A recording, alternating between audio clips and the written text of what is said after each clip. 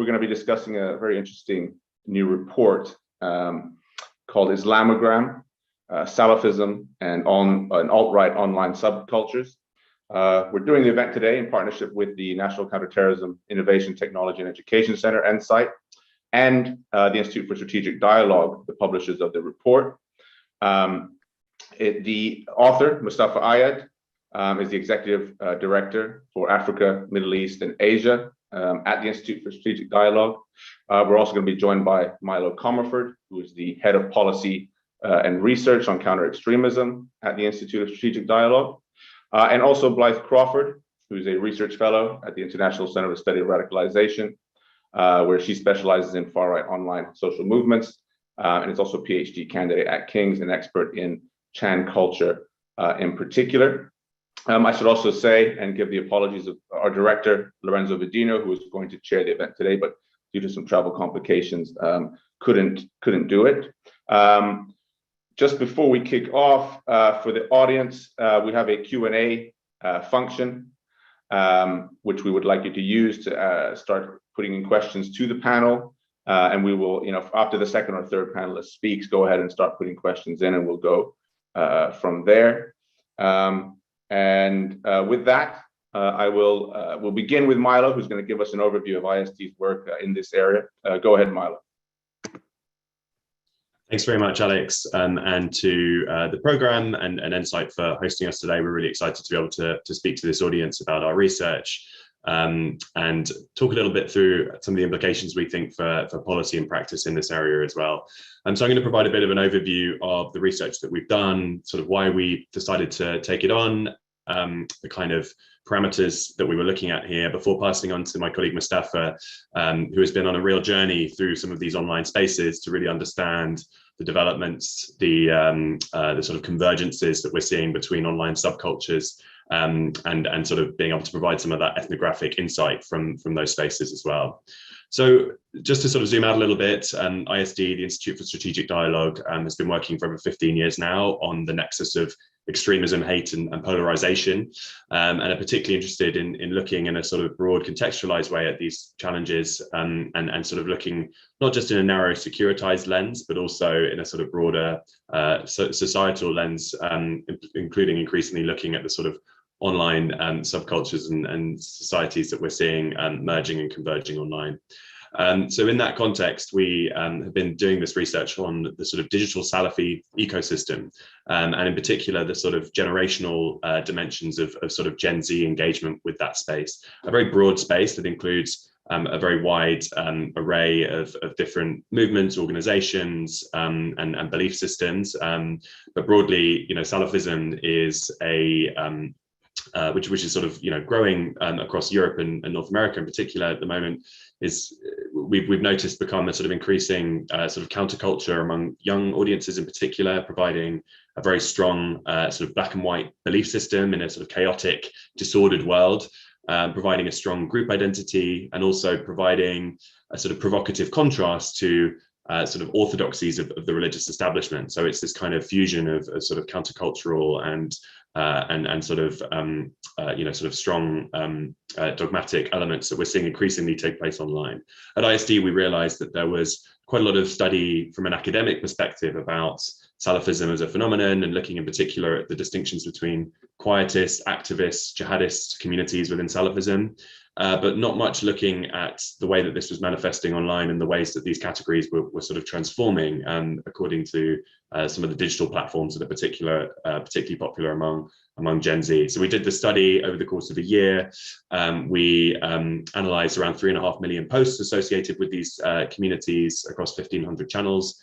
We looked at a range of platforms, including Facebook, Twitter, YouTube, Telegram, TikTok, which is sort of a very fast-growing platform within this community, as well as gaming platforms like Discord, which Mustafa will go into more detail about, but are becoming particularly relevant in sort of elements of these communities.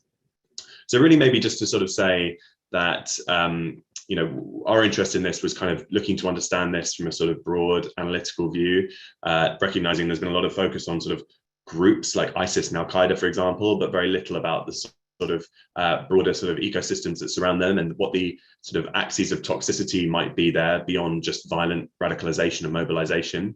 But one of the key things that we wanted to focus on was the notion of sort of convergence and exchange within these communities. As Alex, for example, will know very well, he's done a lot of work on the sort of Salafi spectrum. The sort of Salafism generally is kind of, whilst being resistant to religious innovation, is incredibly innovative in how it uses media, and has always been on the cutting edge and actually relatively dominant in the sort of online space from a religious perspective, with holding a sort of near monopoly on search queries concerning religion, dominating the ecosystem of religious videos on YouTube, and sort of dominating the sort of thought leadership space on platforms like Facebook and Twitter. Has always been relatively cutting edge, right from the sort of 90s and noughties, where Salafis have always been able to adopt online forums, Q&A websites, and other things to provide a sort of platform for those belief systems. But one of the sort of key trends that this report speaks to, and it'd be great to put the link to the report in the chat so people can explore the full sort of 5 report series that we've been issuing over the last week or so. But essentially what we're noticing in these communities, not just using the methods of online propagation, but increasingly the sort of cultures of these digital platforms as well, and in particular within the sort of Gen Z space as well. So we found more and more examples of these communities cross-pollinating with a range of other online subcultures, in particular sort of alt-right Chan culture, which we'll be digging into in a bit more depth later, but also sort of far-right subcultures as well, so neo-Nazi cultures and the aesthetics of, for example, terror wave and terrorgram, the kind of broad aesthetics that have emerged around sort of online far-right mobilization, but also the broader manosphere and sort of red pill cultures. We've seen, for example, a lot of support for the so-called intellectual dark web and influencers like Jordan Peterson within these Salafi spaces, and sort of these increasingly hybridized sort of ideological phenomena that we're seeing online, and the sort of crossover largely being around the sort of culture wars, the perceived sort of culture wars that are taking place and being manipulated by the alt-right, for example, but also in a microcosmic way by these online Salafi communities who are targeting progressive Muslim voices, LGBT Muslims, ex-Muslims, and other communities as well. And I think it's a really interesting point of convergence and crossover. So that's how we sort of approach the research. I'm going to pass over to Mustafa, but really just to sort of encourage people to look at the sort of broad report series where we took a number of different methodological approaches to understanding different axes of toxicity within these contexts. So looking at misogynistic mobilization, for example, sectarianism, opposition to democracy. We weren't just looking at sort of pure violent mobilization, but also looking to understand the amount and sort of nature of different forms of toxicity, and to take a sort of broad look at these emerging communities and understand where they're going. So yeah, passing over to Mustafa, who's going to provide an overview of the sort of Islamogram space as it's been labeled. Thank you, Milo. Thank you, George Washington Program on Extremism, and also thanks for all the partners for allowing us to talk about this, and of course, Blythe and Alex. I just wanted to start off from a video that's sort of illustrative of sort of the convergence between both jihadism as well as white supremacy, and it looks a lot like the quote unquote shit posting of the alt-right, and it sounds a lot like it as well. So if we start from this point, in the background, you've got obviously Nazi chants, and at the same time, what we're seeing, and I hope you can hear me, behind this is the Mufti of Jerusalem in 1938, who wrote to Hitler in order to rid Palestine of the Jews. And this is just indicative of some of sort of the convergence that we're speaking of. And similarly, this community that we found that is essentially post-September 11th generation of young Muslims, they aren't necessarily fixing their identities to one thing. They're fixing their identities to multiple things. And so it's a generation that obviously has come of age during the global war on terror, the rise of the Islamic State, sort of now the sort of stability of the Islamic State across a number of different regions, as well as witnessed the Taliban take control of Afghanistan. Its generation does not trust its leaders, its communities, or mainstream religious mores. And they define themselves by the pious self, as well as extremist groups such as Hamas, the Taliban, Hayat Tahrir al-Sham, in some cases, the Islamic State. And the attacks on September 11th sort of frame this as shadow, are historical reminders of the power of Al-Qaeda to strike at the West, but at the same time, there's skepticism within these communities that's bred out of trutherism that developed while they grew up, where it's filled with anti-Semitic tropes around the Zionists founding the Islamic State, as well as being in on the attacks on September 11th. And there's going to be some videos in this, so I apologize. Not all men. Yeah, but if I gave you a box of cookies and I told you that some of them were...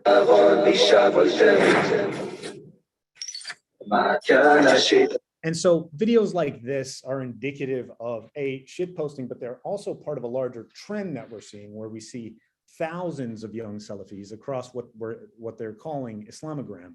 Islamogram started off on Instagram as not being essentially something that was around or built around extremist groups or selfie tropes. It actually represented a large swath of young Muslims, and it was primarily them posting about, glad tidings to the brothers, the sisters, the larger ummah. It slowly began to change about 3 years ago, and I would say that it comes out of the disorder that we feel and see today. So COVID, the rise of the alt-right, the Trump presidency, and all of the sort of financial crises that we've had over the years. And all of this is essentially creating these sort of amalgamation of ideas and ideologues and platforms, and the rise and fall of all these things is breeding a lot of disorder. And I think out of that disorder comes new orders. And these new orders have a playbook to essentially go off of, which was developed and built by the alt-right, as well as Chan cultures on 4chan, 8chan, as well as Reddit. And it's not ideologically cohesive. It's often, there's internal conflict over ideological points. And you can see that very clearly with memes that come at the Medkhalis, specifically the quietist Salafis, which bear a lot of the brunt of the sort of shit posts, as well as progressive Muslims, which Milo, my colleague, talked about just a minute ago. And we have to understand that this is coming out of a place of anger, hatred, and no longer trust. And essentially, they're based. So they're their own selves. They are people that do not care about your ideals anymore, or your frameworks on how you want to essentially box them. So they're fighting these wars, and they're fighting these wars on liberalism, whether it's democratic liberalism or sexual liberalism, secularism, feminism, multiculturalism, Zionism, and Khawarijisms. So they're firmly aware you're going to call them an extremist or an outsider. And they're also imbibing from the idea that Islamic State are also Khawarij, but they also agree with some of the punishments and pronouncements. These isms give them meaning. They provide them with the ability to sustain and create followings and communities. And out of that, you get things where they aren't just imbibing from the alt-right, they're also very much appropriating specific language, whether it's the aesthetics, so Giga Chads, Pepe the Frog. Pepe the Frog is no longer just an alt-right thing, by the way. That is internet culture. And Wojaks, and they're repurposing these symbols in what media scholar Lawrence Lessig called cut and paste culture. So essentially, the cut and paste culture of the internet is now infected young Salafis as much as anyone else that's online. And so you get things like warn a brother, educate about wala wa bara. And these things are essentially becoming more pronounced, and they're more, they are essentially infecting a larger swath of young Muslims online. One of the things that need to note is there's definitely sort of linkages to real world characters, whether it's Muhammad al-Munajid. Muhammad al-Munajid is a sheikh who at one point is famous for issuing a fatwa against Mickey Mouse. It was actually against sort of the ideals of Disneyland and Disney World, sorry, and Disney himself. And so that's one part of it, as well as Sheikh Asim al-Hakim. He actually refuted, Muhammad al-Munajid refuted this claim that he had actually issued a fatwa against Mickey Mouse. And it's sort of, there's an attachment to these real world characters in that they are quote unquote based just as they are. And there's an appeal of these scholars helps us sort of understand what this Generation Z sort of Salafi interaction and community is going through. The clearest point of conversion was obviously the Chad Liban.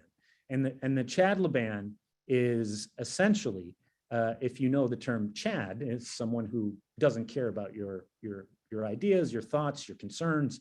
That person is going to be who he is till the end of time.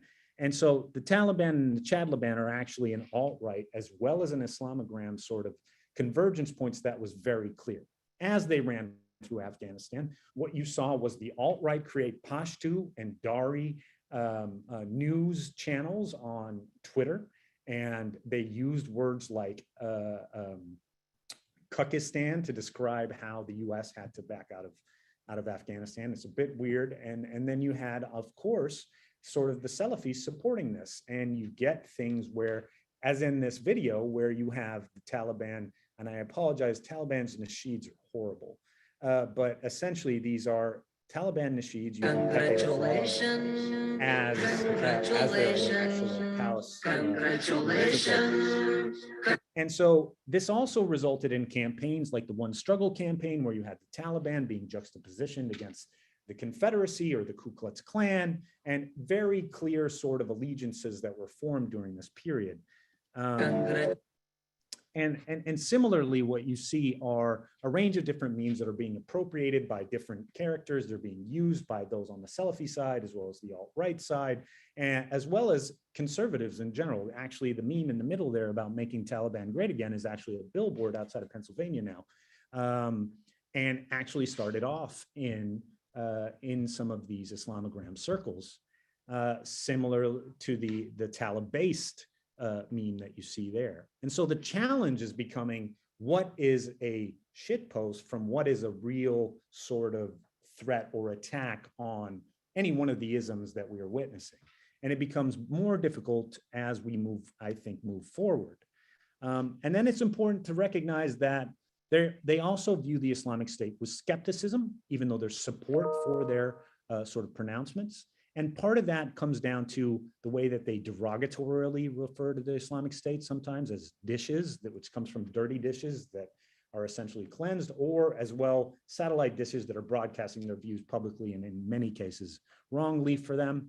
And however, the methods by this sort of fringe within a fringe that support them is way different than anything that we've seen in Salafi jihadism and Salafi jihadism online. The use of music, which is strictly forbidden, is used to create essentially sticky media.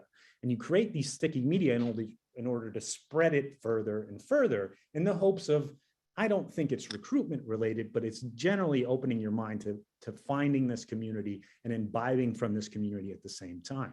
So I'm just going to play this video very quickly because it's seasonal.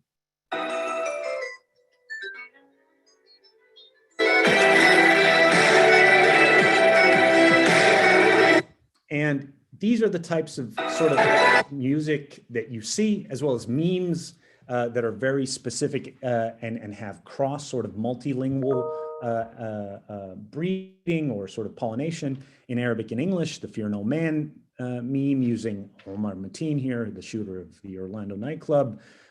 These memes are building, these meme communities are also building structures. So it's not just decentralized, there's also an element of centralization to this, in which you have the meme committee of the Islamic State. It's by no means endorsed by the Islamic State, but it is something that is being developed in Arabic meme communities that is essentially providing structure to a lot of this that we're seeing online.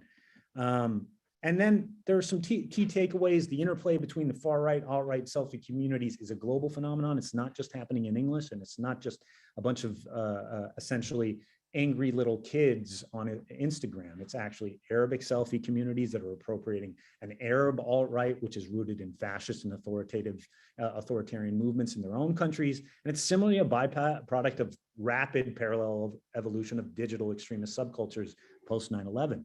Scholarly concepts of what it means to be Salafi is relatively the same, but this sort of digital native forum savvy younger cohort that's thriving online that we were able to find, it's actually changing a lot of that. And I mean, it's very much bleed of Salafi thought and practice, along with the alt-rightification of this place. It's a multi-platform movement, and it can be defined primarily around its hatred towards liberal Muslims. I cannot stress that enough. This is about creating a dividing line between Muslim communities in order for us to know who's down and who isn't, who's based and who's not. And by creating that division, you're ultimately able to then further essentially divide those communities and garner more support for what you're trying to do, real and fake Muslims. Incidentally, it's the same goal as the Islamic State as well as Al-Qaeda. Instagram is the primary ecosystem for this place. We found 75 influencers with a follower base of about 163,000.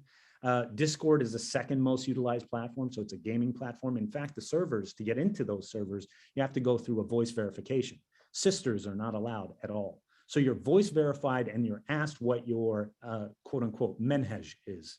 In some of these servers, we witnessed the doxing of federal judges and the residences, which is a federal crime, that were handling ISIS cases.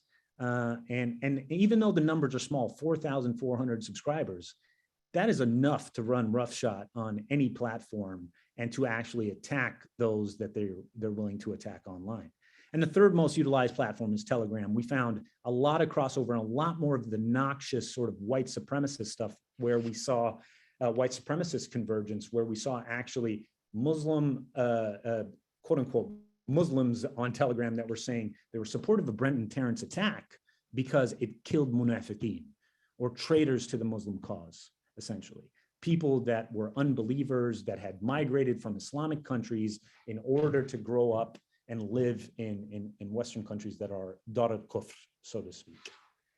And then last but not least, I mean, we also saw them take on CVE content. So CVE content that was built to essentially, or CVE PVE content that was built to speak to Arab communities. So in this photo, what you actually see is a comic book character from Noor's World, which has millions of followers on Facebook. And the villain from that comic book series, who is a ISIS supporter, and they often get into antics, and Noor always wins in the PVE version. But they've actually created multiple Facebook pages based on the ISIS character, and that ISIS character is the one who wins on those pages. And in this one specifically, they're referring to a Quranic verse in which the sword is actually mightier than the pen or the pencil, which Noor's message is the pencil and the pen are mightier than the sword. And so we're seeing a lot of this. There's obviously a lot of convergence, especially in Arabic, also with Red Pill and Nazi communities, so Arabic Nazi communities, specifically in Egypt.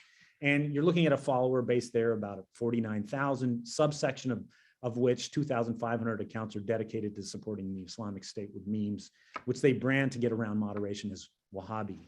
And then last but not least, there's an affinity for far-right ideologues, supporters for Islamic extremists. Affinity of far-right ideologues for Islamist extremists is not a new phenomenon. The research into these intersections, both online and online, is still nascent. However, what is clear to us is the concept only thinking about the ideological interplay between the far right and Islamist principles as a binary is wrong. It's multi-pronged, it's happening in different ways. It's very much ideologically sort of polyamorous, to use the term. Research should not just look at the far right intersection, but also the subcultures that influences hybrid extremism. Out of the 10 sort of influencers on Instagram, we found 41% of them were the ones that were producing the most memes. And then those were shared out through different nodes. And they, by focusing on the top end influencers, you can effectively undermine this status within these circles if you wanted to try to take this on. However, this always comes with challenges, and most notably, it's a healthy skepticism of denunciations of those within the subculture. You aren't just going to be able to meme your way out of this if you wanted to take this on. So it's not something in which you can do, and that's something we need to think about moving forward. And with that, that's it. Thanks very much, Mustafa and Milo. Really cutting edge research and a lot of really interesting questions and ramifications of that. we'll move now to Blythe to get some of her views, particularly on Chan culture and the alt-right. Just to remind viewer or listeners and viewers that you can start putting questions in the Q&A section there at the bottom of your Zoom page. You should have a Q&A section. Go ahead and put questions in there if you like. Go ahead, Blythe. So I believe you're also sharing a presentation with us. Yes, thank you.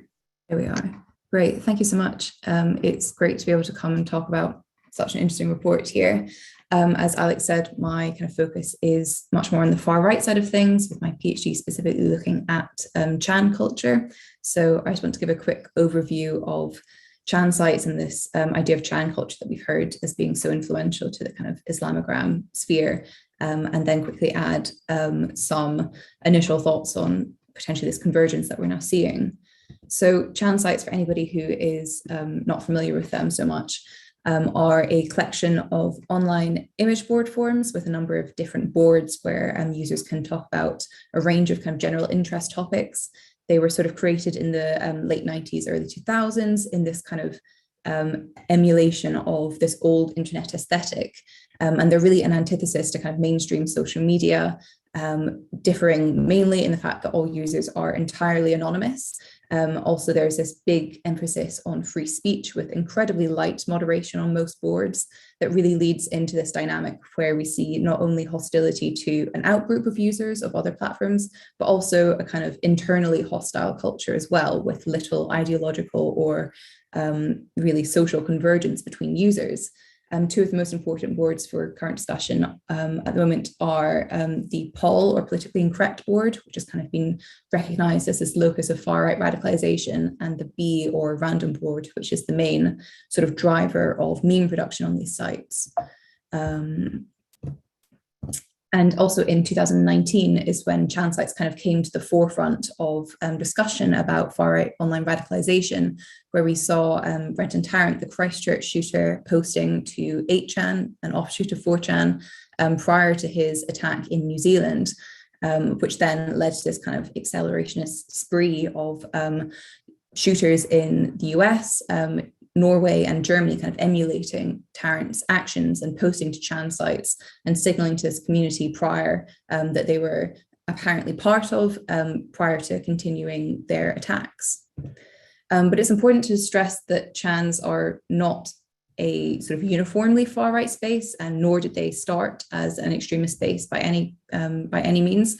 They kind of sprung up out of this dual influence of kind of Japanese otaku or nerd culture, and the influence of old US-based forums like Something Awful, which was this incredibly hostile, ironic counterculture. And the influence of these two factors led to the creation of 4chan in 2003, which was really a driving force of online counterculture and irony.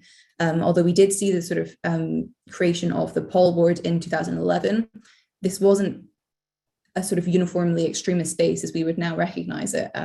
We saw kind of earnest neo-Nazis coming in from Iron March being disavowed in this space and being pushed out.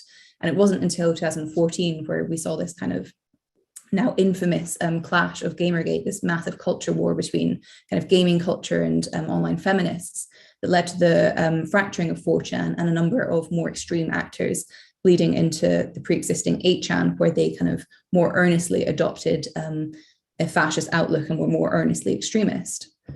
Chans have had a huge impact on both online culture and kind of the real world, if you'll accept that term. Culture throughout the years. We've seen kind of the QAnon phenomenon springing from 4chan and then finding a home on 8chan and then 8kun. A number of actors on 4chan will also kind of claim responsibility for memeing Donald Trump into presidency. Again, as this kind of legacy of counterculture, we saw 4chan kind of pioneering or popularizing trolling as a kind of political tactic.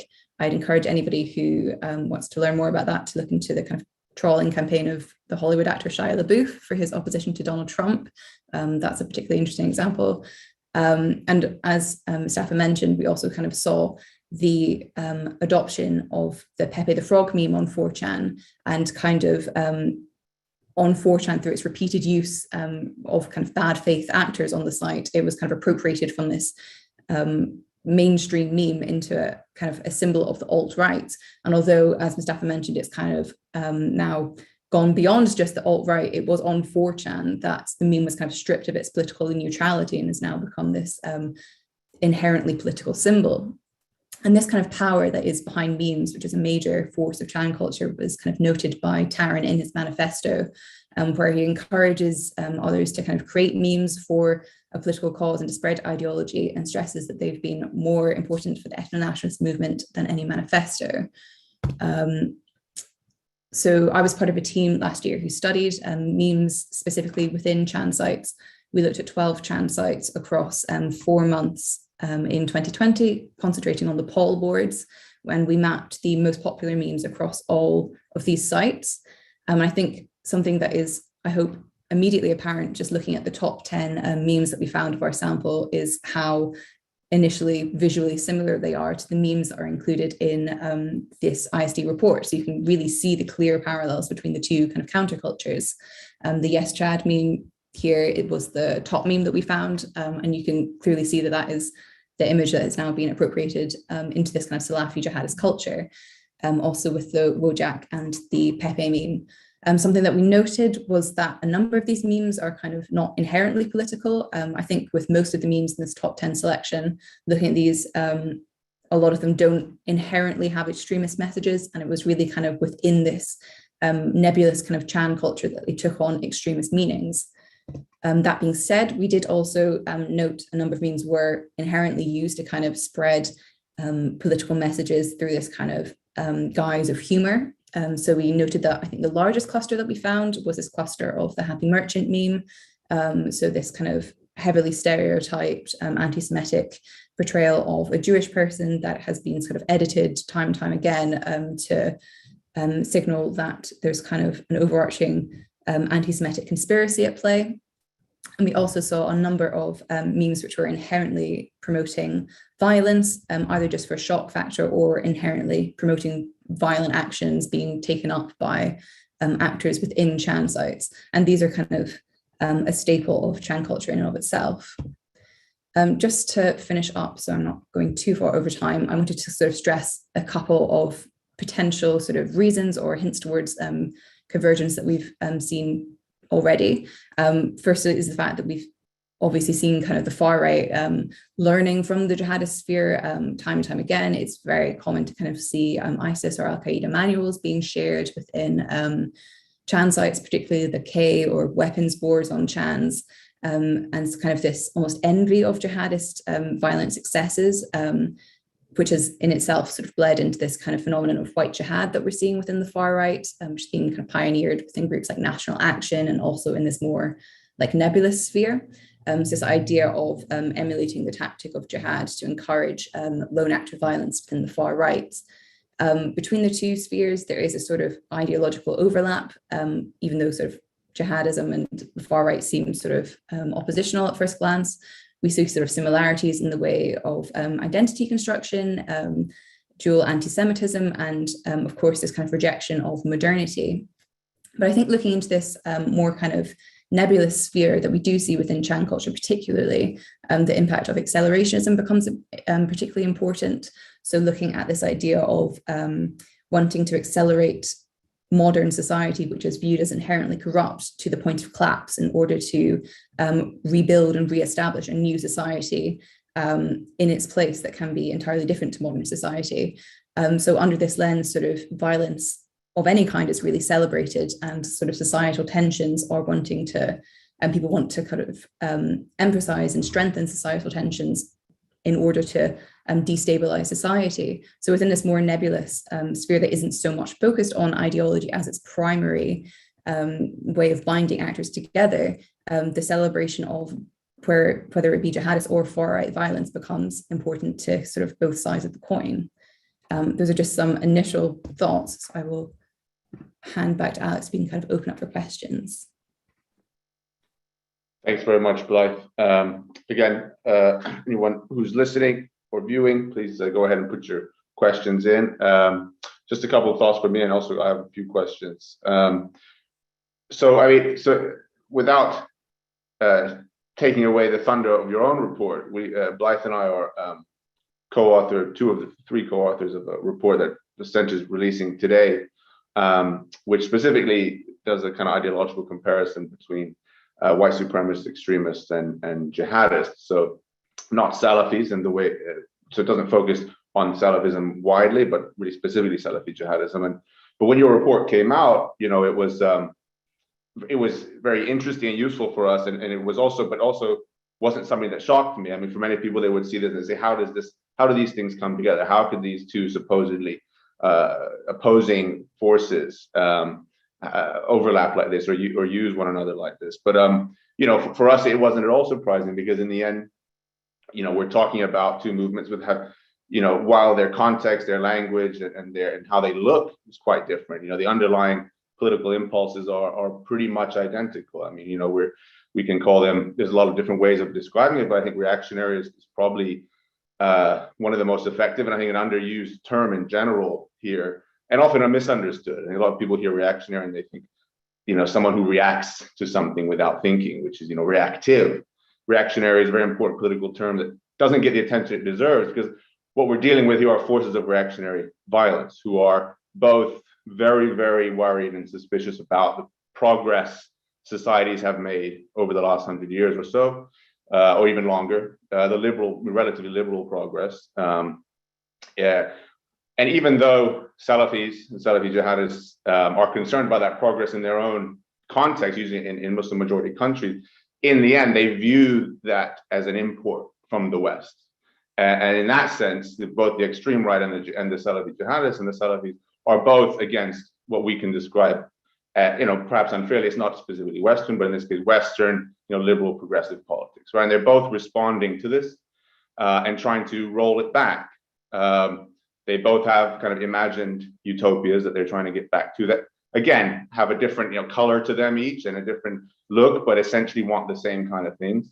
Both hypermasculine, you know, very against all the progress in feminism and, you know, the uprooting of these traditional kind of gender roles, and, you know, basically have the same enemies, and probably, you know, could find a lot to work together on as these things become more and more mixed. You know, who knows how this will look in another 20 or 30 years? You know, it's going to look pretty different. But I think the underlying desires are going to be the same. So yes, it just makes a lot of sense that Salafis have found online this kind of like-minded movement.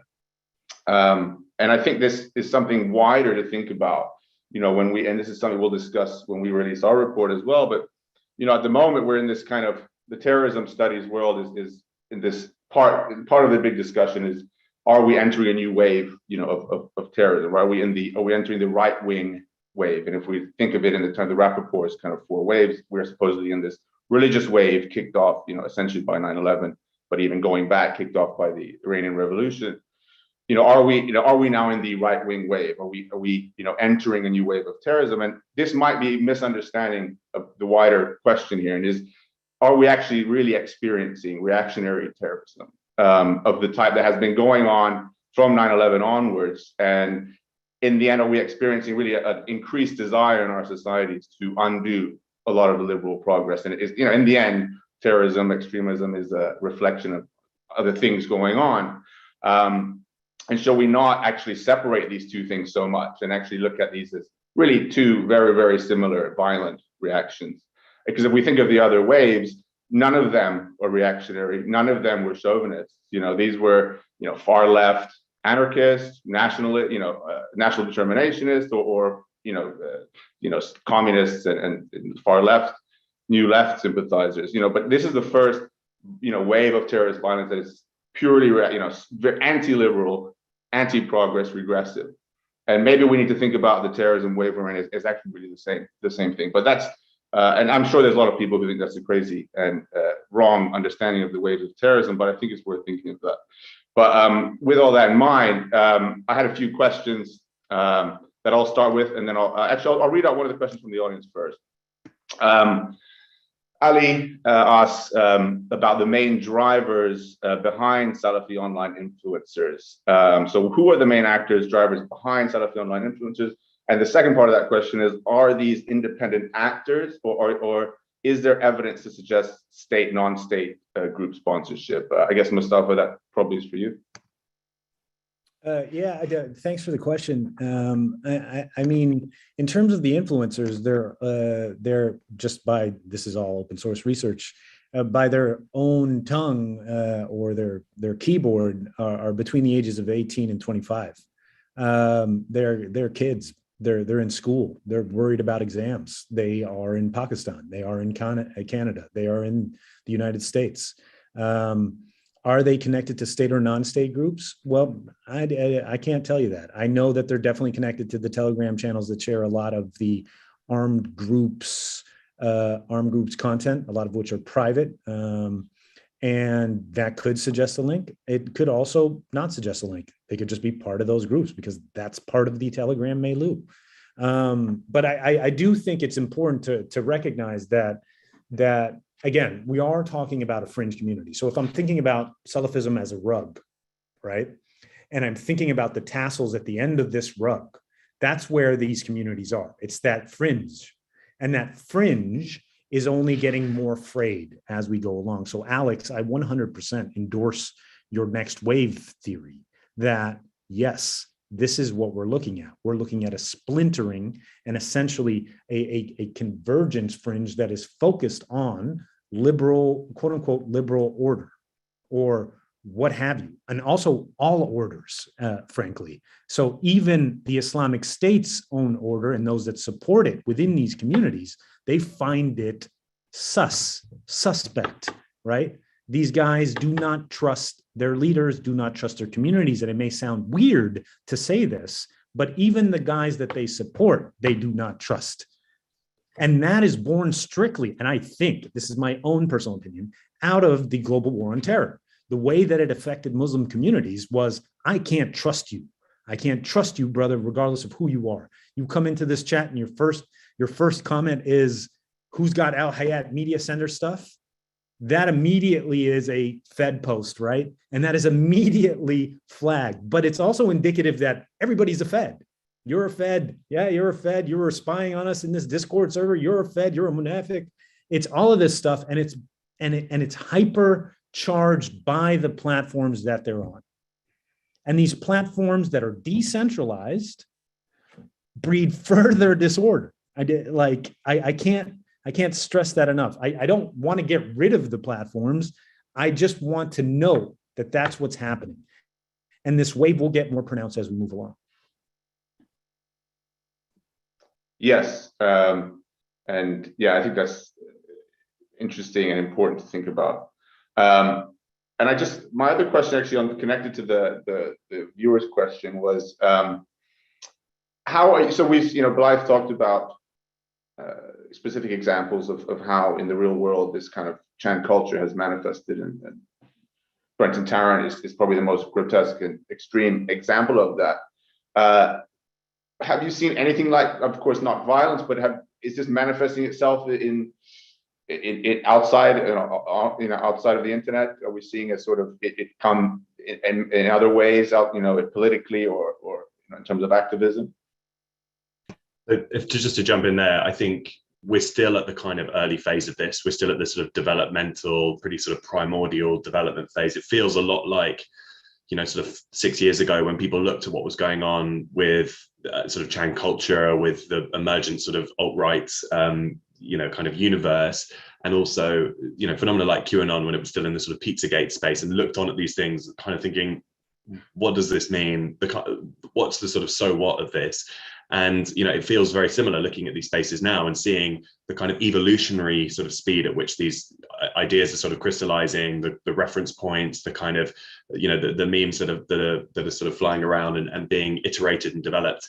And I think, so really, this does feel like the kind of, we're sort of perhaps catching this and discussing this in the context of something that is rapidly changing and moving, but it's not quite reached the sort of Brenton Tarrant screw your optics bit. The kind of the discussion is still kind of, engaging these communities and sort of, is providing that kind of, that interest. And understanding the kind of, the relationship between online and offline in this context, bearing in mind we're looking at these very Gen Z communities where that is a false dichotomy. It's not about kind of, I have my online life and I have my offline kind of existence. It's these kind of reference points, these kind of platforms are part and parcel of sort of everyday experience in a way that's very different to someone of the generation of the Christchurch attacker, for example, where it's these, maybe to some extent we've seen these conversations, these spaces, these ecosystems were a means to a real world end. So I think that we're in a slightly different dynamic here, and I think it's a bit of a waiting game to some extent, but it does very much feel like we are in a position where the kind of online element is the sort of main order of the day, but that may well change. But I think it's because this isn't bound together by any organization or group or anything like that. It is kind of slightly rudderless. It's slightly based around whatever the kind of idea or concept of interest is on any given day, and this isn't necessarily being channeled yet towards concrete political ends. Thanks, Milo. I don't know if you want to add anything there, Mustafa. No, I just wanted to build off of a comment, which is in the chat in regards to whether moderate Muslims should be concerned. 100%, I think moderate, and actually, if I could go back, I really hate these terms. They are just, I think, as polarizing as, no offense, as others. What is a moderate Muslim versus what's a progressive Muslim? So there are these within these communities, they have essentially raid cultures, and this comes out of the Islamic State's online presence and their trolling capacity. What they do is they raid open pages on Facebook or on Twitter, and they comment bomb it with content. And so that is also being used within these communities to attack, quote unquote, the moderate Muslims. So you've got accounts like Muslim Girl, which is openly progressive, Muslim Instagram account being attacked by these guys in order for them to score points within their own community. So the phase we are in is a community building phase. That community building phase will progress into something else soon enough. What? I can't tell you.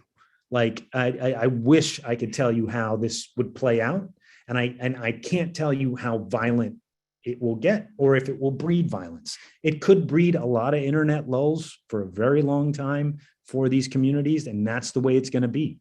But there's definitely someone who's going to read the term munafiq, again, traitor, or kafir, as a call to arms at some point.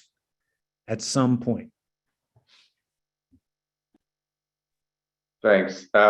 Speaking of that, I mean, Blythe, you touched on this a bit, but in your view, kind of what is the role then of these Chan boards in actually encouraging real world violence? I mean, I know that's a huge question, but maybe a couple of key points on kind of how does it contribute here? Of course, it's probably not the sole cause, but what kind of things does it help along? Yeah, I think a lot of that feeds into sort of the last point that I brought up in my presentation, which is this idea of accelerationism. I think one of the main things that we've seen kind of emerging from Chan sites is this kind of gamification of terrorism. So not only kind of lone actors going out and committing attacks, but sort of elevating themselves to kind of icons through their attacks and the kind of aesthetic that they adopt and the cultural trends that they're sort of furthering through their attacks. So for instance, one of the main things that really fueled the spree that I highlighted, which followed kind of Tarrant's Christchurch attack, was the fact that he was signaling to the community using sort of cultural symbols from the community, memes in his manifesto, and really consciously elevated himself to this kind of aesthetic icon through his live stream, within which he included sort of Chan culture memes. And this is really something that was immediately pounced upon by the community on Chan sites and has been just celebrated ever since. You know, they refer to Tarrant as Saint Tarrant. And so this has really spread this kind of desire to emulate his actions and to elevate yourself into an icon within Chan sites. I think this kind of also relates a little bit to what Mustafa was just talking about this kind of potentially like more nebulous space, where on these more fringe Chan sites outside of 4chan and 8chan, we see communities that are potentially more united around specific ideologies. But when we go back to kind of 4chan and 8chan, it's far more nebulous, less ideologically coherent, and more simply a celebration of violence for either acceleration its ends or just for the sake of violence. So yeah, I think this kind of celebration of violence is really one of the main points of Chan culture at the moment. And just to build off what just Blythe said, which I think is great, the coherence. We are in the age of incoherence. Like or maybe everybody always feels like they're in the age of incoherence. I don't know.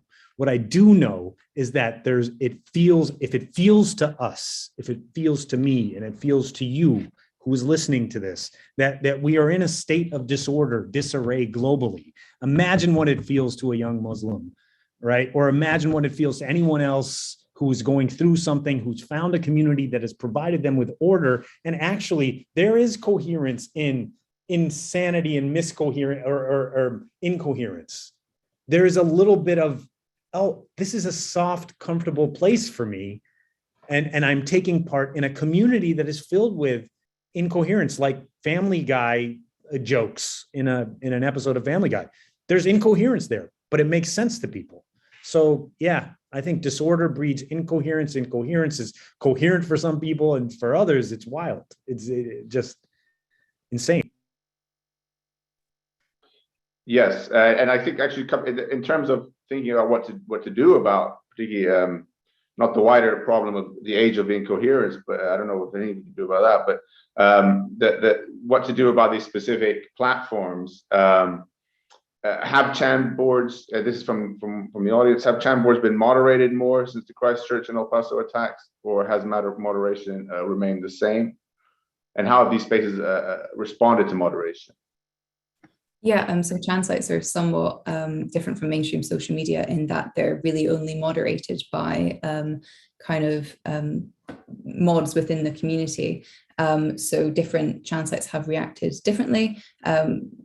Largely, the answer is no. There has not really been a lot of change, and these spaces are really celebrate free speech as kind of one of their central pillars. So there hasn't been too much difference. Some Chan sites will theoretically ban discussion of like furthering violence, but it's not really implemented so much in actuality. I think one platform that going beyond just focusing specifically on the Chan sphere, and that I think was included in the presentation was kind of TikTok. And I think that is really a main player in this kind of Gen Z sort of nebulous cultural sphere of terrorism. And I think that that is a particular platform that has a lot to answer to for its lack of moderation and does have more power to moderate than sites like Chan sites. So I think that is one to definitely keep an eye on. Thanks, Blythe. I have a question here from Amarasingam, who many of you will be aware of his work. Good to hear from you, Amar. I'll read it out for you. I think it's for everyone, really. I'm noticing a tension in the terrorism studies community, and this actually touches on, I think, what Mustafa was just saying. I'm noticing a tension in the terrorism studies community between labeling this post-ideological and others arguing that this is a reactionary revolt traditionalism trend is in itself an ideology, which is just eating up the stuff we used to look at as separate, far-right, jihadism, etc. Which do you think? Which do you think it is? I think, Milo, you might want to take that one first. Yeah, sure, and then I can Mustafa can pick up, because yeah, it sort of speaks to these trends that we've been monitoring. I think it's a great question, and I think these are definitely two ways of sort of like lenses of analysis for what we're seeing here. I think certainly what we're seeing across the ideological spectrum of extremism is an increasing fuzziness around these ideological categories. So, it's not a sort of neat characterizing set of principles that unifies a community. I think we're seeing a lot more bleed between, obviously, but also a lot more sort of innovation happening ideologically the whole time. I don't think, whilst extremism is still characterized by a sort of specific in-group identity that is directed against an out-group, and the sort of, perception that the sort of existential existence of your own group is premised against an out-group, whether that's Jewish communities, Muslim communities, the left, all these others. instead we're seeing a much sort of broader set of enemies at the gates, and actually, generally speaking, you know, these kind of ideological positions have a bit more leeway within them for kind of diverse constituencies. I think that seems to be a trend that we're seeing across the board, and you know, we pointed at the beginning towards these bleed betweens of you know, a range of different cultures, from alt-right to far right to Salafi communities to sort of manosphere communities. And I do think, whilst we haven't necessarily seen the sort of full-scale exchange between these kind of constituencies, there is definitely a kind of a sense of sort of almost self-awareness about the shared principles, the shared sort of enemies, and so on. So I think broadly, I agree with Amar's point about you know, the fact that certainly there's much more of a sort of broad spectrum of perspectives, of beliefs, and so on that are characterizing these communities. I think it's not so much post-ideological as a lot more sort of confusing conceptually the ideological spaces that we find ourselves in. So I think ideologies are still important conceptually within these areas, not necessarily sort of drivers of violence per se, but much more as sort of like encompassing meaning within these communities. So I don't want to sort of throw away extremist ideology as a relevant feature here, but I think having specific buckets that we put people in is a time of the past. And you've only got to see, for example, in the UK, where our sort of the Prevent program that works to sort of do upstream interventions against extremist radicalization is finding the fastest growing constituencies are in this mixed, unclear, unstable bucket that doesn't fit Islamist extremism or far right extremism, but rather this long tail of ideological radicalization. So I think certainly a trend that we're seeing happening internationally. Just to build on this, I'm going to be very simple. Maybe I'm simple-minded on this point, but when there was a transition from antenna television, terrestrial television, to cable, where you had 120 channels or so, or however many channels, and then you had the transition to the internet. Now you've got multiple streaming platforms, all the social media platforms you ever wanted. Essentially, if you look at that as ideologies, and if you think about the antenna era as a time when you had very specific lanes and channels that you can tune into, maybe 10. Now you've got hundreds, maybe even thousands upon which you can borrow. And these ideological strands are essentially, it's poly-ideological, if that's a thing, where you could just, you're tuning into all the channels, you're channel flipping, and you stop and you go, man, I like this. I'm gonna use this, but I'm always going to come back to my favorite channel, and that's the Salafi channel, or that's my safe spaces HTS channel, not the IS channel. It's that sort of thing. Thanks. And that's really time, really. I think just to add to that, I mean, you were talking about incoherence and also Amarnath's question. You know, it's also perhaps just a question of you know, these modern communications allowing, you know, the meshing of, you know, very similar types of thinking. You know, regressive liberal politics are not exclusive to the West. They're not exclusive to, you know, there's just a lot of people out there who want to go that way. And ideologies have emerged out of that desire in different contexts with different language, but fundamentally want very similar things. There's a lot of people out there who want the state to have a lot more involvement in what they're doing and tell them what's right and wrong. And there's a lot of people out there who want women to go back into their place. There's a lot of people out there who want to take rights away from minorities. And they've just online, in the context of what we're discussing, they found each other, and now we're seeing that. It may seem incoherent at the beginning, but again, if we can try to strip away a lot of the imagery and the language of it, we can see underneath there is just a very, very similar impulses that you know, that are human, that a lot of human nature desires, and creating these, you know, highly supremacist identities and being part of it. You know, that's very attractive and something that people all over the world are attracted to. But anyway, that's exactly time, really. Just to say thanks again to the panelists, to our partners, Insight and ISD, and to all of you who took part. Thanks again, and this will also be recorded and is available on our YouTube page. And with that, I'll say goodbye. Thank you. Thank you. Thank you, Blythe. Thank you, Alex. Thanks, everybody.